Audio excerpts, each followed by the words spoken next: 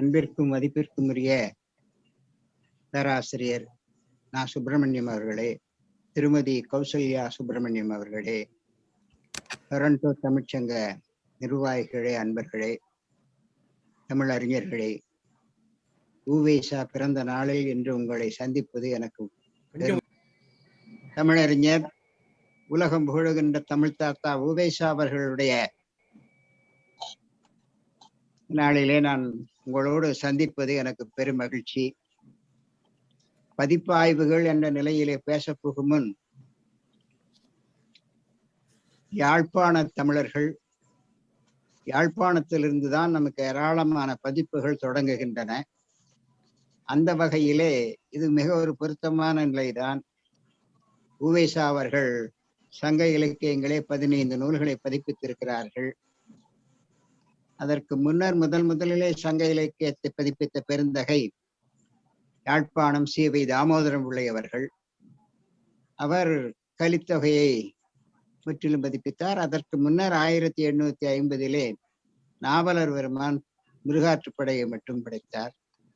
பதிப்பாய்வுகள் என்ற நிலையிலே பார்க்கும்போது சங்க இலக்கிய பதிப்புகளுக்கு முன் அல்லது தமிழ் பதிப்புகளுக்கு முன் தமிழ் கல்வி சுவடியின் வாயிலாகத்தான் நிகழ்ந்தது. சுவடிகள் தான் மிகப்பெரிய கருவூலமாக அறிவு சார்ந்த உலகம் அதனை சேகரித்து வைத்து அதனை படித்துக் கொண்டிருந்தார்கள். இப்பொழுது அச்சு பிரதைகள் வந்ததுக்கு அப்புறம் ஏராளமான நூல்களை நாம் உடனடியாக கையாள முடிகின்ற ஒரு வசதி பெருகி இருக்கிறது.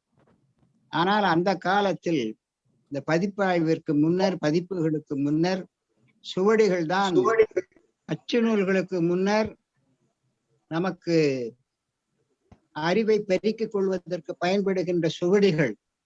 அங்கிருந்து நாம் இப்பொழுது தொடங்கலாம். சுவடிகளுடைய வாழ்க்கை ஏறத்தாழ நம்முடைய தட்பவெட்ப நிலைக்கு ஏற்ப ஒரு 400 ஆண்டுகள் சுவடிகளுடைய வாழ்நாள் என்று அறிஞர்கள் கூறுகிறார்கள். நாங்களும் பேராசிரியர் சண்முகம் பிள்ளை அவர்களும் திவாகர நிகண்டனுடைய செம்பதிப்பிற்காக 1990களில் அந்த பதிப்பு சென்னை பல்கலைக்கழகத்தின் வாயிலாக வெளிவந்துள்ளது. 2 தொகுதிகள். இந்தியாவில் இருக்கின்ற எல்லா சுவடிகளையும் பார்ப்பதற்காக, ஆய்வு செய்வதற்காக நாங்கள் கல்கத்தா சென்றிருந்த போது, கல்கத்தாவிலே சுவடிகள் தொகுப்பு ஐயாறு பிள்ளை அவர்கள் தொகுத்த சுவடிகள் எல்லாம் அங்கு இருந்தன. அதிலே ஒரு சுவடி அந்த காலத்தில் கல்வி முறை எப்படி இருந்தது என்பதை காட்டுவது போல, சுவடிகளின் இறுதியில் சில செய்திகள் இருக்கும். எழுதியவர் யார், யாருக்காக எழுதப்பெற்றது, எந்த ஆண்டு எழுதப்பெற்றது என்கின்ற செய்தி அந்த கொலபன் என்று சொல்லுகின்ற கடைசி ஏட்டிலே அது குறிக்கப்பெற்றிருக்கும். ஒன்றிலே நாங்கள் அதை பார்க்கும்போது மிக வியப்பாக இருந்தது. ஏனென்றால் அதில் கடைசி ஏட்டில் எழுதியவர் இப்படி எழுதியிருக்கிறார்: சங்கத்தமிழை அனுசரிக்கும் மகா வித்வான்களுக்கு தொண்டு செய்யும் நெல்லை நாயகம் எழுத்து. நெல்லை நாயகம் என்பவர் அந்த சங்க நூலை இன்னொருவருக்கு பிரதி செய்து கொடுக்கிறார். அப்படி பிரதி செய்து கொடுக்கும் போது தன்னுடைய மனத்தை, உள்ளத்தை அதிலே திறந்து காட்டுகிறார். தான் எழுதுகின்ற எழுத்து யாருக்கு பயன்படுகின்றது என்பதை சொல்லும் போது அழகான தமிழிலே அதை சொல்லுகிறார். சங்கத்தமிழை அனுசரிக்கும் மகா வித்வான்களுக்கு தொண்டு செய்யும் நெல்லைநாயகம் எழுத்து என்ற தொடரிலே நெல்லைநாயகம் என்பவர் அங்கிருக்கின்ற வித்வான்களுக்கெல்லாம், தமிழ் படிக்கின்றவர்களுக்கெல்லாம் ஏடுகளை பிரதி செய்து கொடுத்தார் என்பது தெரிய வருகிறது. எனவே ஒரு காலத்தில் படிப்பதற்கு யாராவது ஒருவர் எழுதி அல்லது அந்த பற்றி சொல்லுகிறார். அது போன்று பலவற்றை எல்லாம் அவர் சொல்லுவதை நாம் பார்க்க முடிகிறது. எனவே ஆசிரியர்கள் மாணவர்களுக்கு தமிழாய்விற்கு அல்லது தமிழ் கல்விக்கான சுவடிகளை எழுதி வைத்து செய்தி நம்மால் தெரிந்து கொள்ள முடிகின்றது. ஒரு அச்சு கல்வி என்பதற்கு முன்னர் தோன்றிய அந்த சுவடி கல்வி மிக மிக இன்றியமையாதது. சுவடி ஆய்வாளர்களும் தமிழ் பதிப்பாய்வாளர்களும் அந்த சுவடிகளை எப்படியெல்லாம் போற்றி பாதுகாத்து வந்திருக்கிறார்கள் என்பதை பார்க்கும்போது நமக்கு வியப்பு மேலிடுகிறது. அந்த காலத்திலும் இப்பொழுது நூல்களை வாங்கி திருப்பி தராதவர்கள் இருப்பது போல சுவடி படிக்கின்றவர்கள் வாங்குபவர்களும் படித்து விட்டு திருப்பி தராமல் இருந்திருக்கிறார்கள். அப்படி திருப்பி தராமல் இருந்தவர்களுக்கு அந்த சுவடியிலே ஒரு எழுத்து வருகிறது, ஒரு பதிவு வருகிறது. இந்த நூலை எடுத்து, இந்த சுவடியை எடுத்து படித்து விட்டு திருப்பி தராதவர்கள் கங்கை நதியில் காராம்பசுவை கொண்ட பாவத்திற்கு ஆளாவார்கள் என்று அவர் சொல்லுகிறார். இன்னொருவர் தன்னுடைய நூல் நீண்ட காலம் வாழ வேண்டும் என்று குறிக்கிறார். நன்னூல் புஸ்தகம் நீடூழி வாழ்க என்று எழுதுகிறார். புத்தகங்களை பாதுகாக்கின்ற நிலையை சொல்லுகிறார். இது பொதுவான செய்தி. ஆனால் இன்னொருவருக்கு கடுமையான கோபம் வந்து விடுகிறது. வன்முறையே தூண்டுகின்ற அளவிற்கு எழுதுகிறார். இந்த ஏட்டை எடுத்து கொடுக்காதவன் எழுதுகிறார். அவன் கஞ்ச கஞ்ச இந்த கிணற்றிலே போட்ட பாத்திரத்தை எடுத்துவதற்கு 5 கொரடா கொரடா 5 வளைவு இருக்கிற கொரடா அதை கொண்டு அடிக்க வேண்டும் என்று எழுதுகிறார். அவன் கஞ்ச கஞ்ச 5 மணி கொரடால் அடிப்பது என்கின்ற அந்த கோபத்தை அதனுடைய எழுத்தின் வாயிலாக புலப்படுத்துகிறார். ஒன்று, சுவடியை போற்றி பாதுகாக்க வேண்டிய ஒரு மனநிலை. கொடுக்கிறார்கள், கொடுத்தவர்கள் திருப்பி தருகிறீர்கள் என்ற கோபத்திலே பேசுகிறேன். இதெல்லாம் நம்முடைய பழைய சுவடிகளிலே பார்த்தால் பல அரிய செய்திகள் புலனாவதை பார்க்கலாம். அந்த கடைசி ஏட்டில் தான் யார் யாருக்காக எழுதியது, தன்னுடைய குருநாதர் யார், அவருடைய பாதம் பணிந்து எழுதுகிறேன் என்று சொல்லுவது, இது போன்ற செய்திகள் எல்லாம் ஒரு 300-400 ஆண்டுகளுக்கு முன் எழுதிய சுவடிகளில் இருப்பதை பார்க்கலாம். சுவடிகள் அழிந்து போன காரணத்தினால் ஒவ்வொரு காலகட்டத்திலும் திரும்ப திரும்ப திரும்ப அதை பிரதி எடுத்து வைப்பது வழக்கமாக இருந்தது. இதுதான் நம்முடைய தமிழ் கல்வியின் தொடக்க நிலை. சுவடிகள் மூலம் கற்றல், சுவடிகள் மூலம் இலக்கண இலக்கியங்களை படியெடுத்து மற்றவர்களுக்கு தருதல் என்கின்ற ஒரு நிலையிலே நம்முடைய தமிழ் கல்வி தொடங்குகிறது. அப்படி என்றால் நம்முடைய முதலில் எந்த நூல் சுவடியிலிருந்து பயிற்சி அச்சாயிற்று என்று பார்த்தால், அச்சு இயந்திரங்கள் கண்டுபிடித்த பின்னர் முதலில் நமக்கு கிடைத்த நூல் ஒன்று சமய நூலாக இருக்கின்றது. அது 1547 வருகின்ற ஒரு நூல். அது சமய நூலாக, கிறிஸ்தவ சமய நூலாக பரப்புகின்ற நூலாக இருக்கின்றது. ஆனால் நமக்கு கிடைத்த முதல் அச்சு இலக்கிய நூல் திருக்குறள் தான். ஏறத்தாழ 200 ஆண்டுகளை கடந்து விட்டது. 1812 தஞ்சை அம்பலவான தம்பிரானும் ஞானப்பிரகாசனும் இந்த இருவரும் இணைந்து 2 நூல்களை, ஒன்று திருக்குறள், இன்னொன்று நாலடியார், இந்த 2 நூலையும் முதலில் அச்சு வாகனம் ஏற்றிய பெருமைக்குரியவர்கள் அவர்கள்தான். தஞ்சை ஞானப்பிரகாசர், அம்பலவான தம்பிரான், இந்த இருவரும் இணைந்து மாச தினச்சரிதை அச்சுக்கூடம் என்று ஒரு அச்சுக்கூடத்திலே அதை அச்சிட்டிருக்கிறார்கள். உங்களுக்கு தெரிந்திருக்கும். முதலில் தமிழகத்திலே தரங்கம்பாடியிலே 1712 சீகன் பால்க அவர்கள் அச்சு இயந்திரத்தை உருவாக்குகிறார்கள். அவர் சமயம் பரப்ப வந்த நோக்கத்தில் இருந்தாலும் தமிழை பற்றி நிறைய பாடங்கள் எழுதுவது, ஐரோப்பியர்களுக்கு அயல்நாட்டவருக்கு அதை தெரிந்து கொள்வதற்காக அவரே ஒரு காகித, ஏறத்தாழ ஒரு 300 ஆண்டுகளுக்கு முன்னர் காகித ஆலையை அவர் தொடங்குகிறார். அச்சடிப்பதற்கு மை தொழிற்சாலையை தொடங்குகிறார். அச்சு உருவாக்கங்களை தொடங்குகிறார். இப்படி முதலில் அச்சு இயந்திரங்களையும் பயன்படுத்துகின்ற போக்கு. ஆனால் அதுக்கு சரியாக ஒரு 100 ஆண்டுகள், 1712 100 ஆண்டுகள் கழித்து 1812 திருக்குறள் முதலில் அச்சாக. அந்த அச்சு நூலில் மிக அருமையான செய்திகள், நூல் வரலாறு என்கின்ற செய்தி அந்த நூலிலே இருப்பதை பார்க்க முடிகிறது. பொதுவாக ஒரு நூலை அச்சிடுவது தனி முயற்சியை விட குழு முயற்சி தான் மிக மிக இன்றியமையாதது. இந்த சொல் அந்த இடத்தில் வந்திருப்பது சரிதானா? ஏனென்றால் சுவடியில் இருக்கிற எழுத்தை ஊகித்து அச்சாக உருவாக்கும் போது பல நிலைகளில் நமக்கு ஐயம் வரும். ஏனென்றால் சுவடிகளிலே புள்ளிகள் இருக்காது. புள்ளிகள் வைத்தால் அது துளையாக வீணாகிவிடும். எனவே துளை இல்லாததுதான் ஒரு கோடு, இதெல்லாமே இல்லாமல் புள்ளி வைத்தால் கிழிந்து விடும் என்பதற்காக எந்த மெய்யெழுத்துக்களும் புள்ளி இருக்காது. ரகர வேறுபாடு இருக்காது. கொம்புகள் எல்லாம் இரட்டை கொம்புக்கும் ஒற்றை கொம்புதான் போட்டிருப்பார்கள்.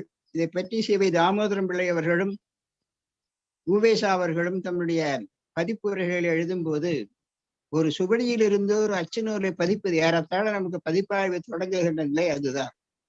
சுவடியிலிருந்து அச்சு நூலாக உருவாக்கும் போது அந்த சுவடியில் ஏற்பட்டுள்ள எழுத்துக்களை சரியாக ஊகித்தறிந்து இது சரிதானா என்பதை பார்க்க சில சில நேரங்களில் எழுத்துக்கள் விடுபட்டிருக்கும், வரிகள் விடுபட்டிருக்கும். ஒரே நீளமாக எழுதுவதில் இந்த சந்தி விரிப்பது இவையெல்லாம் இல்லாமல் தான் இருக்கும்.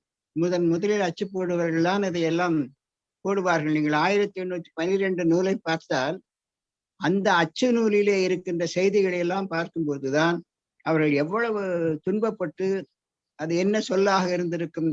பேராசிரியர் வாசுப்ப மாணிக்கனார் சொல்லுவது போல ஒரு நூலை பதிப்பிப்பது என்பது அவ்வளவு எளிமையான செயல் இல்லை. அந்த சொல் அந்த காலத்தில் இன்ன பொருளில் இருக்கும் என்பதை அறிந்து கொள்ள முதல் பயிற்சி வேண்டும். பல சொற்களும் ஒரு புலமை இருந்தால்தான், யாப்பு புலமை இருந்தால்தான் அவற்றை எல்லாம் சீர் செய்து சரியாக பதிப்பிக்க முடியும். சொல்லினுடைய வரலாற்று அறிவு, சொல்லினுடைய பண்பாட்டு அறிவு, சொல்லு அங்கே அமைந்து கிடக்கும் நிலை, இவற்றை எல்லாம் யூகித்து சரியான முறையில் அந்த சொல்லை கண்டுபிடித்து போடுவதுதான் பதிப்பாசிரியருடைய முதற்கடமை. ஏனோ தானோ என்று நமக்கு தெரிந்த சொற்களை எல்லாம் அங்கே போடக்கூடாது. பல சுவடிகளையும் ஒப்பு நோக்கி ஆராய்ந்து பல நிலைகளில் இருந்து பல வட்டாரங்களில் இருந்து பெற்ற சுவடிகளை எல்லாம் வைத்து பார்த்து அவற்றை எல்லாம் சோதித்துத்தான் செய்ய வேண்டும் என்று பேராசிரியர் வாய் சுப்பிரமணியம் அவர்கள் திருக்குறள் ஆராய்ச்சி என்கின்ற அந்த நூலிலே ஒரு முன்னரை தரும்போது, மேற்கோள் விளக்கம் என்பது அந்த நூலுடைய பெயர். திருக்குறள் மேற்கோள் விளக்கம் ஹைடல்பர்க் பல்கலைக்கழகத்திலே டாக்டர் தாமோதரன் அவர்கள் பதிப்பித்த நூல், எழுதிய நூல். அந்த நூலிலே விஐஎஸ் அவர்கள் அதுக்கு ஒரு பெரிய நீண்ட முன்னுரை தருகிறார். அப்பொழுது ஒரு சுவடியை பதிப்பிக்கிற அச்சு நூலை பற்றியெல்லாம் அவர் எழுதுகிறார். எனவே 200 ஆண்டுகளுக்கு முன் அச்சிற்கென எடுக்கப்பட்ட அந்த நூலில் அவர்கள் நாங்கள் எப்படி அச்சு போட்டோம் என்பதை பற்றி மிக விரிவாக ஆராய்கிறார். இன்று நாம் அதிகமாக பேசப்படுகின்ற ஒரு திறனாய்வு கோட்பாடு அந்த சொல்லினுடைய பாட வேறுபாடு. அந்த பாட வேறுபாட்டை உணர்ந்து கொண்டு பதிப்பிக்கிற ஒரு கிரிட்டிசிசம், மூலபாட திறனாய்வு என்கின்ற ஒரு அந்த திறனாய்வினுடைய கோட்பாடு தான் இப்பொழுது பயன்படுத்தப்படுகிறது. மூலபாடம் எப்படி இருக்கும் என்று. ஆனால் 200 ஆண்டுகளுக்கு முன்னர் இந்த கோட்பாடுகள் எல்லாம் இல்லை.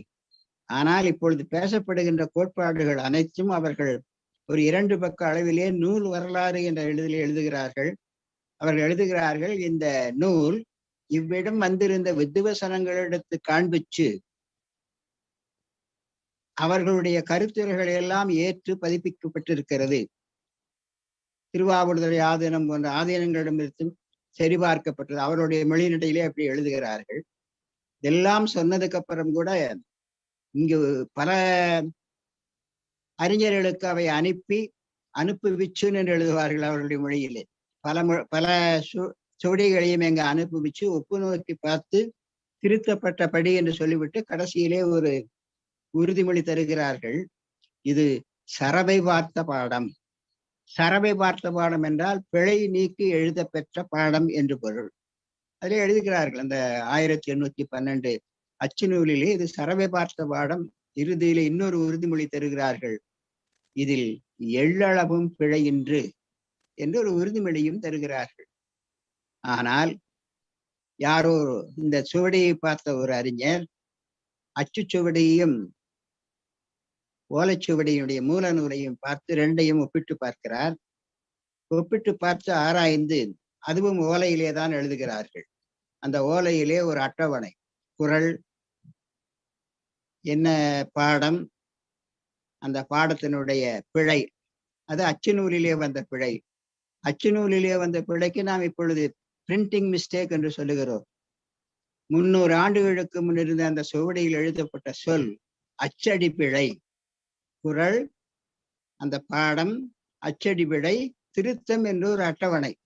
நாங்கள் பார்த்தபோது வியந்து போனோம். 400 ஆண்டுகளுக்கு முன்னரேயே ஒரு ஏட்டில் பாடபேத ஆராய்ச்சி ஏடு என்று நாங்கள் அதிலே குறித்து வைத்தோம்.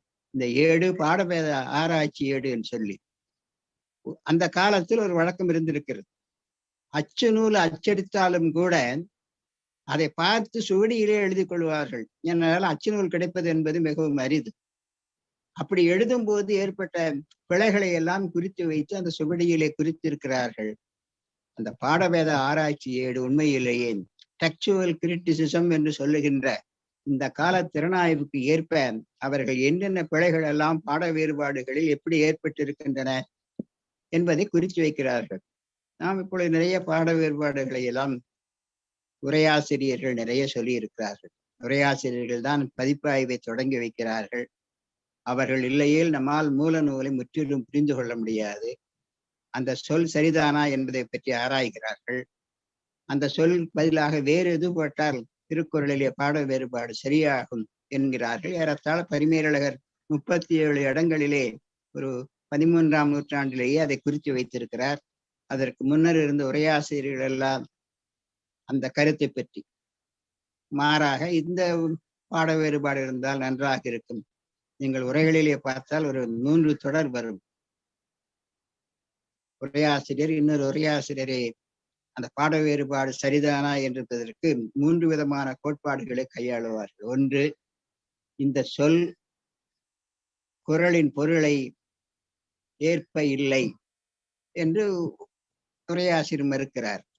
சரி, போனா போகுது, இதை ஏற்றுக்கொள்ளலாம், பாதி ஏற்றுக்கொள்ளலாம் என்கின்ற மனநிலையிலே வரும்போது உரைப்பினும் அமையும். இந்த பாட வேறுபாடை பார்த்து கண்டபடி பாட வேறுபாடு போட்டிருந்தா அவங்களுக்கு ரொம்ப கோபம் வந்துருது. கோபம் வந்து என்ன சொல்றாங்க, இந்த உரை, இந்த பாட வேறுபாடு, இந்த உரை போலி உரை என்க, இந்த உரை போலி உரை என்கின்ற நிலைக்கு வந்து விடுகிறார்கள். அப்போ ஆராய்ச்சி பண்றார்கள். அதை பல்வேறு மேற்கோள்கள் எல்லாம் எடுத்து காட்டி இந்த உரையிலே இப்படித்தான் இருக்க வேண்டும். எனக்கு ஒரு நூல் நினைவுக்கு வருகிறது. திருக்குறளுக்கு ஏராளமான உரைகள், பழைய உரைகள் 10. அதற்கு பின்னர் நூற்றுக்கணக்கான உரையாசிரியர்கள் இப்பொழுது தெளிவுரை, எளிய உரை, விளக்க உரை, தழுவிய உரை, பரிமேலழகரை தழுவிய உரை என்று விசாக பெருமாளையர், சரவண பெருமாளையர் போன்றவர்கள் எல்லாம் அந்த காலத்தில் பதிப்பித்தார்கள். இப்படி பல உரைகள் வருகின்றன. ஆனால் அந்த உரைகளுடைய தரத்தை நாம் மதிப்பிட்டுக் கொள்ள வேண்டும் என்பதற்காக 17ஆம் நூற்றாண்டில் ஒரு நூல், பரிமேலழகருக்கு உரைக்கு உரை எழுதிய ஒரு நூல், மாரணலங்கார ஆசிரியர் காரிரத்ன பெருமாள் என்பவர் அந்த நூலை எழுதியிருக்கிறார். அந்த நூலினுடைய பெயர் திருக்குறள் நுண்பொருள் மாலை என்கின்ற அந்த நூல். அந்த நூலிலே இந்த பாட வேறுபாடுகளை பற்றி எல்லாம் நிறைய செய்திகள் வருகின்றன. அவர்கள் 3 கலைச்சொற்களை பயன்படுத்துகிறார்கள். ஒரு சொல்லை ஏற்றுக்கொள்ளலாமா வேண்டாமா என்பதற்கு 3 சொற்கள். ஒன்று அங்கீகாரம், ஏற்றுக்கொள்ளலாம். இன்னொன்று அர்த்தாங்கீகாரம், பாதி ஏத்துக்கலாம் பாதி விட்டலாம், அவர் சொன்னதுல தவறு இருக்குங்கிறார். இன்னொரு சொல், இது தூஷணம், முழுக்க மறுக்கணும். அங்கீகாரம், அர்த்தாங்கீகாரம், தூஷணம் என்று 3 நிலைகளிலே பதிப்பினை ஆய்வு செய்து அது ஏற்றுக்கொள்ளலாமா வேண்டாமா என்பதற்கு இந்த 3 கலைச்சொற்கள். அவர் ஏறத்தாழ எங்கெங்கே அவருக்கு ஐயம் வருகின்றதோ அதை பற்றியெல்லாம் அந்த சுவடிகள் எழுதி வைத்திருக்கிறார்கள். அந்த சுவடியும் இப்பொழுது நான் பரிமேலழகர் உரைத்திறனை பற்றி ஆராயும் போது அந்த நூல் கல்கத்தா நூலகத்தில் இருந்தது. பல உரையாசிரியர்கள், திண்டமான தேசிகர் போன்றவர்கள் எல்லாம் தன்னுடைய உரைவளத்திலே தாழ் சுவடியிலிருந்து எடுத்து எழுதியிருக்கிறார்கள். இவற்றையெல்லாம் ஒப்பிட்டு திருக்குறள் நுண்பொருள் மாலை என்ற நூலை 1980களில் 40 ஆண்டுகளுக்கு முன்னர் அதை பதிப்பித்தேன். அதுபோன்று பல நூல்கள், அவர் தொல்காப்பிய நுண்பொருள் மாலையும் இயற்றியதாக சொல்லுகிறார்கள். ஆனால் அது நமக்கு கிடைக்கவில்லை. எனவே உரையாசிரியர்கள் காலத்தில் ஒரு மூல நூலை பற்றிய பல்வேறு செய்திகளை வைத்துக் கொண்டு அதை பாடபாடு பற்றிய ஆராய்ச்சி, அதற்கு கருத்து வழக்க ஆராய்ச்சி என்றெல்லாம் உரையாசிரியர்கள் எழுதுகிறார்கள். உரையாசிரியர்கள் தான் நம்முடைய தமிழ் கல்விக்கு பல்வேறு கருத்துக்களை முன்வைத்து ஆராய்கின்ற முதல் ஆராய்ச்சியாளர்களாக நமக்கு தோன்றுகிறார்கள். எனவேதான் உரையாசிரியர்கள் காலத்தை சொல்லும் போது அவர்கள் மூல நூல், உரை, இந்த 2ஐயும் மட்டுமே தான் உரையாசிரியர்கள் நோக்கினார்கள். தனியாக அவர்கள் தன்னுடைய புலமையை நிலைநாட்ட பல நூல்களை எழுதி இருக்கலாம். ஆனால் அப்படி அவர்கள் எழுதவில்லை. எனவேதான் மூல நூலுக்கு இணையாகவே உரையாசிரியர்களை பார்க்கின்ற மரபும் வந்திருக்கிறது. 13ஆம் நூற்றாண்டு உமாபதி சிவாச்சாரியார் என்கின்ற பேரறிஞர். அவரிடம் சென்று ஒருவர் கேட்கிறார், ஐயா, எனக்கு எல்லா நூல்களையும் படிப்பதற்கான வாய்ப்புகள் இல்லை. தமிழில் ஒரு தரமான 6 நூல்களை எனக்கு எடுத்துச் சொல்லுங்கள், நான் அதனை படித்துக் கொள்ளுகிறேன் என்று சொல்ல, அவர் ஒரு வெண்பா பாடினதாக இந்த இந்த வெண்பா அவர் இயற்றியதாக சொல்லுவார்கள். தொல்காப்பியத்திலிருந்து தொடங்கி ஒரு 6 நூல்களை அவர்கள் சொல்லுகிறார்கள். வள்ளுவர் சீர் அன்பர்மொழி வாசகம், தொல்காப்பியம், தெள்ளு பரிமேலழகர் செய்த உரை, ஒள்ளிய சீர் தொண்டர் புராணம், தொகுசித்தி ஓராறும், தண்டமிழின் மேலாம் தரம். இதுதான் 6 நூல்கள், தரமான நூல்கள், இதை படிச்சுக்க அப்படின்ட்டு உமாபதி சிவாச்சாரியார் சொன்னதாக ஒரு வரலாறு உண்டு. அந்த நூலை நீங்கள் பட்டியலிட்டு பார்த்தால் அதிலே இலக்கண நூல் உண்டு, இலக்கியம் உண்டு, திருக்குறள் போன்ற வாழ்வியல் நூல்கள் உண்டு, தோத்திர நூல்களும் சாத்திர நூல்களும் இருந்த அந்த நூல் வரிசையில் ஒரு உரையும் இடம்பெற்றிருக்கிறது. அந்த உரை பரிமேலழகர் உரை. ஆச்சரியமாக இருக்கிறது. மூல நூலுக்கு நிகராக ஒரு உரையை எண்ணுகின்ற மனப்பாங்கு ஒரு திறனாய்வு முறையிலே நடுநிலைமையிலே சொல்லு. எனவே அது அந்த உரை என்பது ஒரு தனி இலக்கிய நூலாகவே கருதப்பட்ட காலம். அந்த அளவு அந்த உரையிலே ஆய்வுகளும் அந்த அந்த நிலையிலே பல்வேறு செய்திகளை பரிமேலழகர் வாங்கிக் கொண்டு, பரிமேலழகர் சில நேரங்களில் பரிமேலழகர் அந்த காலத்திற்கு ஏற்ப அவர் ஒரு வைதீக முறையை சார்ந்தவரா இப்படி எல்லாம் எழுதிவிட்டார் என்றெல்லாம் சொல்லுவார்கள். பண்டிதமணி கதிரேசனார் வடமொழி புலமையும் தமிழ் புலமையும் நிரம்பிய பெருமகன். அவர் சொல்லுகிறார், பரிமேலழகர் ஒரு பற்றி எழுதும் போது சிலர் சொல்லுகிறார்கள், ஒரு மிகப்பெரிய ஒரு ஓமை சொல்லுவார், அழகான ஓமை. மிகப்பெரிய ஒரு பாறை, இந்த பாறையை சுற்றி அலைகள் மோதுகின்றன.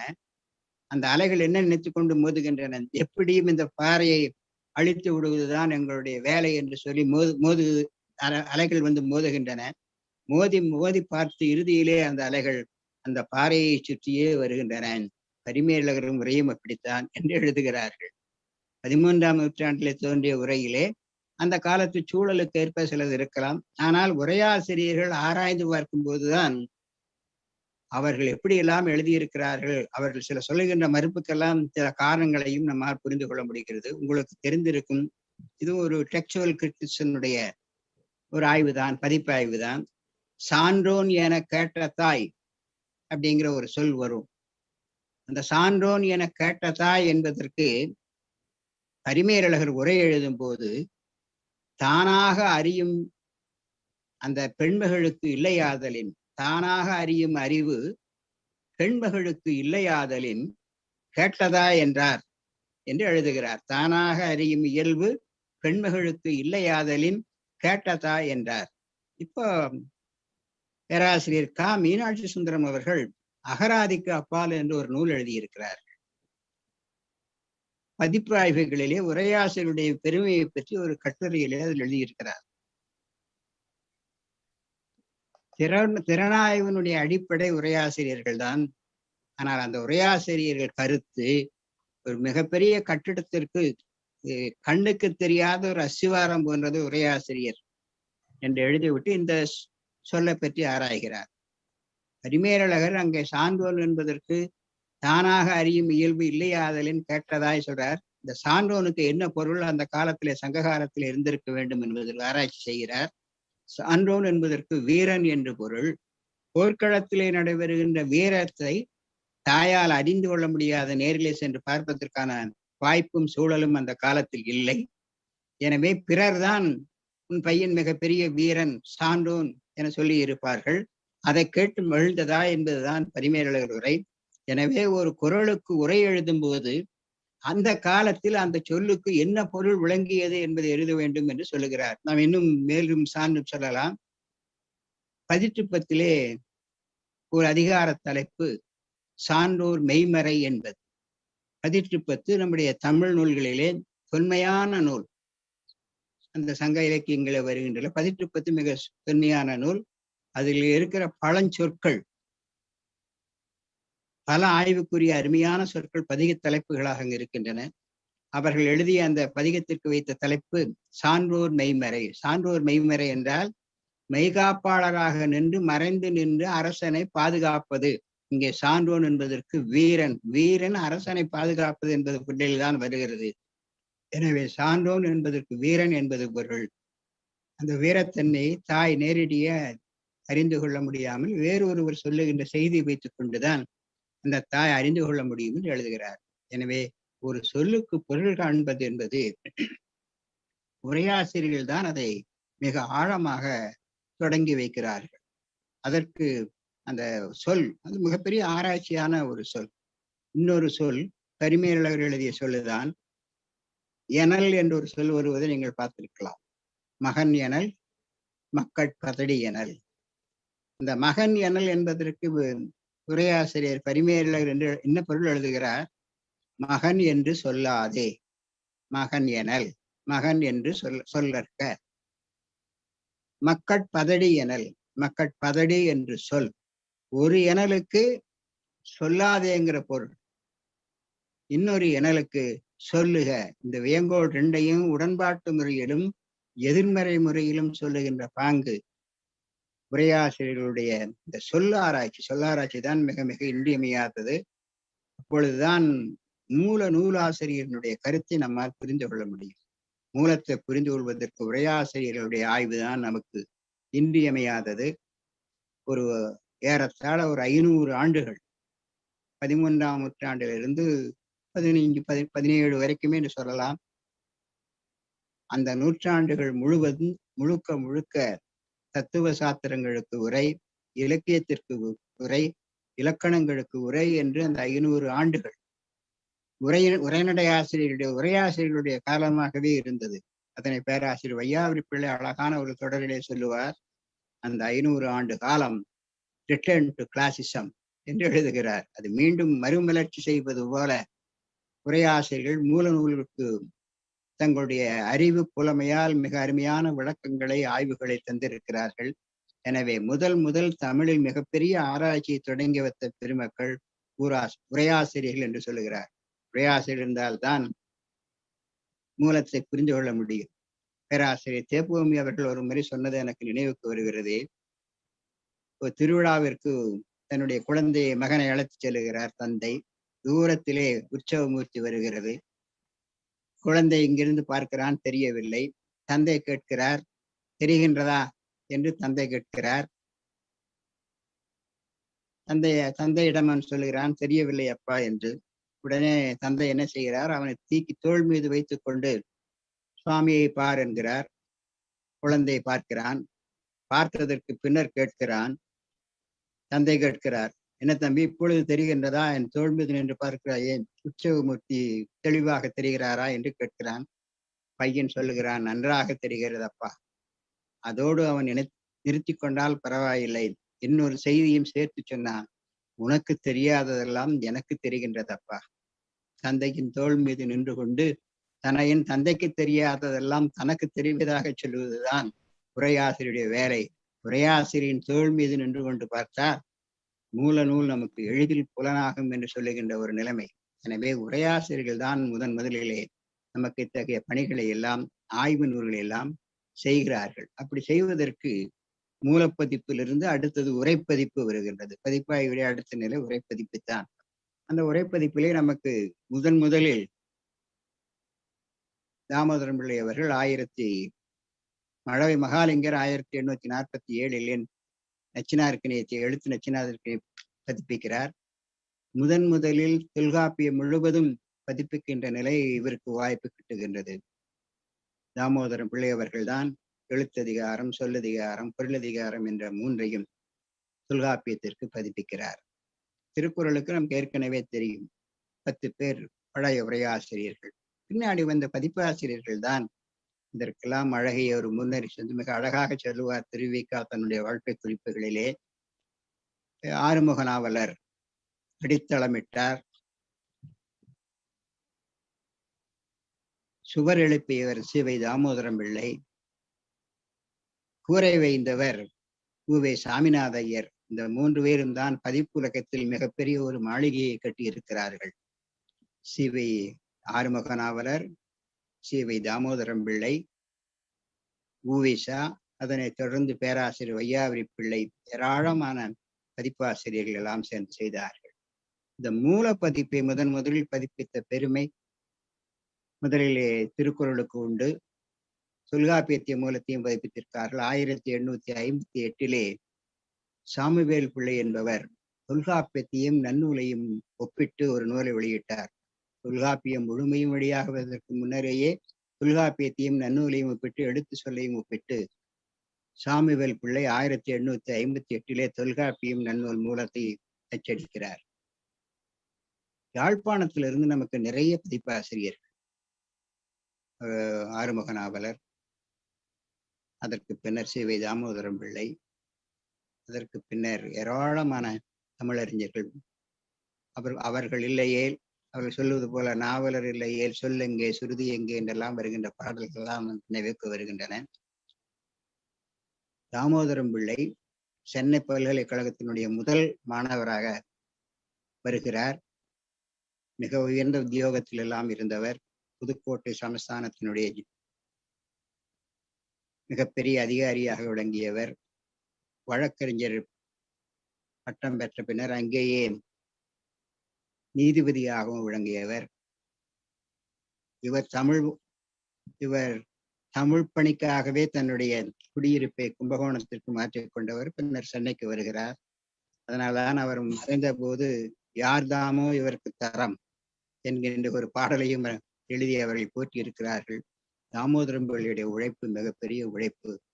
அவர்களுடைய பணியெல்லாம் போற்றத்தக்க பணி. பதிப்பாசிரியர்கள் மூல நூலை பார்த்து சோதித்து இலக்கண புலமை தோன்ற எழுதியிருக்கிறார்கள். பாடல் வேறுபாட்டை களைவதற்கு, பாடல் வேறுபாடு தோன்றுவதற்கு 2 காரணங்கள் உண்டு என்பர். ஒன்று இலக்கண வளமை. பாட வேறுபாடு தோற்பதற்கு இலக்கண வளமை. இன்னொன்று இலக்கண வறுமை. இந்த இலக்கண வறுமையினால தப்பு தப்பா பதிக்கிற செய்திகள். இப்ப நீங்க திருக்குறளே எடுத்துட்டீங்கன்னா இப்ப நூற்றுக்கணக்கான பதிப்புகள் வருகின்றன. இந்த ஒருவர்க்கு என்று வல்லினம் இக்கு போட்டு எழுதுவார்கள். அதுதான் சரியான பாடம். ஆனால் பின்னால வருபவர்கள் எல்லாம் ஒருவர்க்கு என்று இடையென ஒற்று போட்டு எழுதுகின்றது. இது இப்போ வந்த மரபு. ஆனா கரிமேலழகர் ஒருவர்க்கு என்று எழுதி பதம் பிரித்து எழுதும் போது ஒருவனுக்கு என்று எழுதுவார். ஒருவர்க்கு வல்லினத்தோட போட்டிருக்காங்க. அப்ப அந்த இலக்கண அந்த மரபு தெரியாதனால இலக்கண மரபு மிக மிக இன்றியமையாது. அது வழக்கா இருந்தாலும் சரி, பதிப்பா இருந்தாலும் சரி, எழுத்தா இருந்தாலும் சரி, பேச்சாக இருந்தாலும் சரி, இலக்கண மரபு மிக இன்றியமையாதது. மீனாட்சி சுந்தரம் பிள்ளை அவர்கள் பாடியதாக சொல்லுவார்கள். குசேலவாக்கியத்தை மாணவர் பாடியதாகவும் சொல்லுவார்கள். அதிலே ஒரு பாடல், கண்ணபெருமான் திருவோலக்கத்தில் அமர்ந்திருக்கிறான். வாயிற்காவலன் குசேலர் வந்திருக்கிறார் என்று சொல்லுகிறார். குசேலர்னு பேரை கேட்ட உடனே இவன் உணர்ச்சி மீதோர எழுந்து நின்று சொல்லுகிறான், போய் அழைச்சிடுமின் இன்னே, போய் அழைச்சிடுமின் இன்னே, போய் அழைச்சிடுமின் இன்னே. இந்த 3 தடவை சொன்னோன்னா திடீர்னு அவருக்கு இலக்கணம் வந்துருது. இலக்கண புலமை என்ன சொல்லுகிறது, போய் அழைத்திடுமின் இன்னே, அவரை போய் அழைச்சிட்டு வான்னு, போய் அழைத்திடுமின் இன்னே, போய் அழைத்திடுமின் இன்னே, போய் அழைத்திடுமின் இன்னே, இலக்கணம் இன்மை நோக்கி இதற்கு மேல் சொற்றானல்லன். இலக்கண மரபு ஒன்று இருக்கு, 3 தடவைக்கு மேல சொல்லக்கூடாது, அதனால நிறுத்திட்டு அந்த பாடல்லையே ஒரு சேலோபாக்கியான பாடல்லையே இலக்கணம் இன்மை நோக்கி இதற்கு மேல் சொற்றானல்லன். பேச்சு வழக்கு, எழுத்து வழக்கு எல்லாம் இருந்தாலும் கூட இலக்கணம் மீறி பேசுவது அவ்வளவு சரியில்லை என்பது அந்த பாடலிலேயே அவர் வைக்கிறார். அப்படி சொற்களுக்கெல்லாம் மரியாதை கொடுத்தார். மீனாட்சி சுந்தரம் பிள்ளையிடம் ஒரு நாள் கற்பனையாக ஒரு புலவர் பாடுகிறார். மீனாட்சி சுந்தரம் பிள்ளை வீட்டிற்கு முன்னே சில கூக்குரல்கள். இந்த கற்பனை ரொம்ப நயமான கற்பனை. அவர் வெளியே வருகிறார். வெளியே வந்து பார்க்கிறார், ஏராளமான சொற்கள் நின்று கொண்டு ஆர்ப்பரித்து கொண்டுள்ளன. எல்லா சொற்களையும் நீங்க எடுத்து கையாளுறீங்க, எங்களை நீங்க எடுத்து கையாளவே மாட்டேங்கிறீங்களே அப்படின்னு அந்த சொற்கள் அவரிடம் வேண்டுகோள் விடுக்கின்றனவாம். சொல்ல எடுத்து ஆளுவதில் அவர் வல்லவர். அந்த சொற்கள் என்ன சொல்லுகின்றன அவரிடம்? அந்த சொற்கள் கேட்டுக்கின்றன. இடைநிறந்து நின்று இறந்து வேண்ட, எனை வைத்திடுமின் எனை வைத்திடுமின் எனை வைத்திடுமின் என்று சொற்கள் இடை நின்று இறந்து வேண்ட. மீனாட்சி சுந்தரம் பிள்ளை சொன்னாராம், இனி வைப்பாம் இனி வைப்பாம் இனி வைப்பாம் பொறுத்திடுமின் பொறுத்திடுமின் பொறுத்திடுமின் தான் கொஞ்ச நேரத்துல உங்களெல்லாம் நான் பயன்படுத்துகிறேன். நயமான கற்பனை. சொல்லாட்சியிலையும் மீனாட்சி சுந்தரம் பிள்ளை எவ்வளவு வல்லவர் என்பதை காட்டுவதற்காக அவருடைய மாணவர் ஒருவரால் புனையப்பட்ட கவிதை. சொற்கள் நின்று எங்களை பயன்படுத்திக் கொள்ளுங்கள் என்று கெஞ்சுகின்ற அந்த ஒரு கற்பனையை வைத்து மீனாட்சி சுந்தரம் பிள்ளையினுடைய சொல்லாட்சி திறத்தை புலப்படுத்துகின்றார். என வைத்திடுமின் என வைத்திடுமின் என வைத்திடமின் என்று சொற்கள் இடை நின்று இறந்து வேண்ட இனி வைப்பாம் இனி வைப்பாம் பொறுத்திடுமின் பொறுத்திடுமின் என்று அவர் சொன்னதாக ஒரு கற்பனை. இப்படி சொற்கள் தான் மிக மிக இன்றியமையாமை. உரையாசிரியர்கள் பதிப்புகளிலே அந்த சொற்கள் சரியான சொற்கள் என்று தெரிந்து கொண்டால் அன்றி மூலத்தை முற்றிலும் நம்மால் சொல்ல முடியாது. இந்த திருக்குறள் நுண்பொருள் மாலையிலே ஒரு பாட வேறுபாடை பற்றி ஆராய்கிறார்கள். கணமேனும் கணமேயும் இதுல எது சரி என்பதை பற்றி எல்லாம் உரையாசிரியர்கள் ஆராய்கிறார்கள். உரையாசிரியர்கள் தங்களுக்கு நிகரான அந்த காலகட்டத்தில் தன்னுடைய காலகட்டத்தில் விளங்குகின்ற உரையாசிரியர்களை மறுப்பார்கள். ஆனால் மூல நூலை அவர்கள் எந்த காலத்திலும் மறுப்பதில்லை. இன்னும் சொல்ல போனால் அந்த ஒரு கருவறையிலே நின்று கொண்டு கருவறையிலே இருக்கின்ற கடவுளை வணங்குவது போல மூலத்தை வணங்குகின்ற உரையாசிரியர்கள் என்று ஒருவர் எழுதுகிறார். உரையாசிரியர்கள் பெரும்பாலும் மறுப்பதில்லை. ஆனால் பிற்காலத்துல அந்த உரைகளை மறுக்கின்ற நிலை வந்தது. கவிஞர் ராமலிங்கம் பிள்ளை அவர்கள், நாமக்கல் கவிஞர் ராமலிங்கம் பிள்ளை அவர்கள் வேலூர் சிறையிலே பலருக்கும் திருக்குறள் வகுப்பெடுக்கிறார்கள். அப்பொழுது உரையாசிரியர்களை பற்றிய ஆய்வுகள் எல்லாம் வருகின்றன. பரிமேலழகர் உரையை பற்றி நாமக்கல் கவிஞருக்கு என்று ஒரு தனி கருத்து ஒன்று உண்டு. சில குரல்களுக்கு பரிமேலழகர் எழுதிய கருத்துக்கள் பொருந்துமாறு இல்லை என்று அவர்களிடம் எல்லாம் விளக்குகிறார். இதை வைத்துக்கொண்டு ஒரு நூலையும் அவர் வெளியிடுகிறார். அந்த நூலினுடைய பெயரை கேட்டா நாம திடுக்கிட்டு போவோம். ஏன்னா அந்த நூலுக்கு அவர் வைத்த பெயர் திருவள்ளுவர் திடுக்கிடுவார். ராமலிங்கம் பிள்ளை அந்த நூலுக்கு வைத்த பெயர் திருவள்ளுவர் திடுக்கிடுவார். திருவள்ளுவர் நினைக்காத கருத்தை எல்லாம் இவங்கெல்லாம் சொல்லிட்டாங்க இந்த உரையாசிரியர். நிறைய மறுப்புகள் எல்லாம் வந்தன. மறுப்புகள் வருவதை பல நிலைகளிலும் நாம் பார்க்கலாம். மறுப்புகள் மூல நூலை ஒட்டி இருக்கலாம். அது இன்னொரு சுவையான செய்தியை சொன்னா, திருக்குறளை முழுதும் ஒருத்தர் திருத்துறார். முதல் குறள்ல இருந்து 1330 குறள் வரைக்கும் திருத்துறார். ஃபாதர் ஸ்காட்னு அவருக்கு பேரு. தமிழ்ல அவர் சுகாத்தியர்னு அழைக்கிறாங்க. அழகான அச்சு அந்த நூல். 1889 அந்த நூல் அச்சாச்சு. ஃபாதர் சுகாத்தியர் திருத்திய திருக்குறள்னு அதுக்கு தலைப்பு வைக்கிறாங்க. அந்த நூல் தான் கொண்டு போய் தியாகராஜ செட்டியார்கிட்ட அவர் காட்டுறார். திருக்குறளை திருத்தி இருக்கிறேன் பாருங்க அப்படின்னு. அவர் என்ன சொன்னார்? திருக்குறளை திருத்தி அவன் முகத்தில் விழிப்பது பாவம் என்று சொல்லி போய்விடுகிறார். இவர் திருக்குறள் இப்படி எல்லாம் திருத்தி போட்டிருக்காருங்கிற செய்தி பாண்டித்துரை தேவருக்கு தெரியுது. பாண்டித்துரை தேவர் அவரை அந்த பாதிரியாரை கூப்பிட்டு, உங்களிடம் எவ்வளவு படிகள் பிரதிகள் இருக்கின்றன என்று கேட்டு அத்தனை படிகளையும் விலை கொடுத்து வாங்கி அவர் முன்னாலேயே தன்னுடைய அரசவையில் அதை வெற்றி தீயிட்டு கொளுத்தினார் என்று சொல்வார்கள். அந்த வரலாறுலாம் நம்முடைய என் சரித்திரம் போன்ற நூல்களிலே நீங்கள் பார்க்கலாம். ஏன் திருத்தினாங்க, அவர் ஏன் திருத்தினங்கிறதுக்கு அவர் ஒரு காரணம் சொல்றார். அவருக்கு இந்த ஐகாரம் அவருக்கு உடன்பாடு இல்லை, ஔகாரமும் உடன்பாடு இல்லை. அவர் என்ன எடுத்துறார்? ஐகாரத்துக்கு உரை என்பதையே என்ன அச்சு நூல்ல போறான்னா ஊ ரகர அப்புறம் யகர ஒற்று. ஐகாரம் போட்டு உரைன்னு எழுதுறது இல்லை. பரிமேலழகர் உரைக்கு ரா ஊ ரா யகர ஒற்று. இந்த முன்னுரையில் எழுதுகிறார், எனக்கு ஐகாரம் ஔகாரம் உடன்பாடு இல்லை, அவை கூட்டெழுத்து என்று சொல்லி எழுதுகிறார். முதற்குறள் இப்படித்தான் அவர் அமைச்சிருக்கிறார்.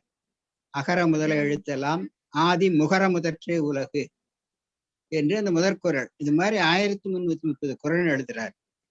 133 அதிகாரத்துக்கும் தலைப்பிடும் போது உடைமை உடைமை உடைமை உடைமைன்னு அந்த இறுதியிலே அப்படி முடிவது போல அதிகார தலைப்பிடுகிறார்.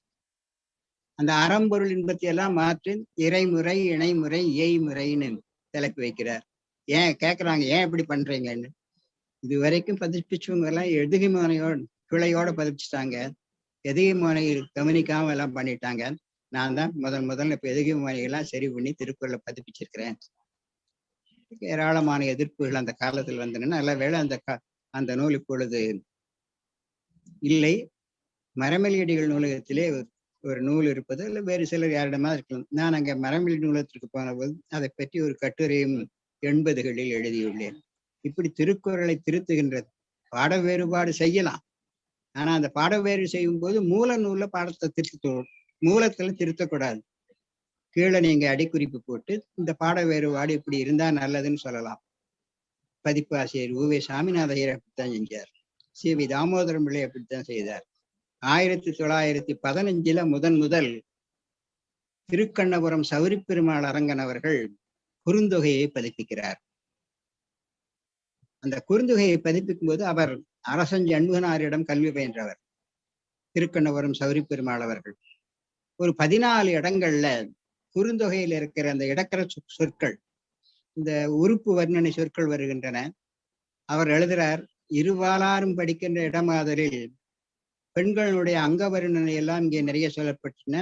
அதற்கு மாற்றாக நான் சொற்களை பெய்து கவிதையை படைத்திருக்கிறேன் என்று எழுதுகிறார். அந்த காலத்தில் இருந்த அறிஞர்கள் மிக எதிர்ப்பு தெரிவித்தார்கள். ஒரு மூல நூலை திருத்துவதற்கு யாருக்கும் உரிமை இல்லை. இதுதான் இப்பொழுது நாம 21ஆம் நூற்றாண்டுல பேசப்படுகின்ற திறனாய்வு நெறியான டெக்சுவல் கிரிட்டிசிசம் நம்ம அதுதான் சொல்லுகிறோம். எனவே அந்த வகையிலே ஒரு பாட வேறுபாடு என்பதை பற்றி எல்லாம் சொல்லும்போது மிக எச்சரிக்கையாக நாம செய்யணும். முதல்ல இதை பற்றியெல்லாம் அச்சிட்ட பெருமக்களை பற்றி நாம் நினைச்சு பார்க்கும்போதுதான் தெரியும் எவ்வளவு மிகுந்த ஈடுபாட்டோடும் எந்த விதமான தப்பும் வந்துடக்கூடாதுங்கிறதுல அவங்க மிக எச்சரிக்கையோடு இருந்திருக்கிறார்கள்.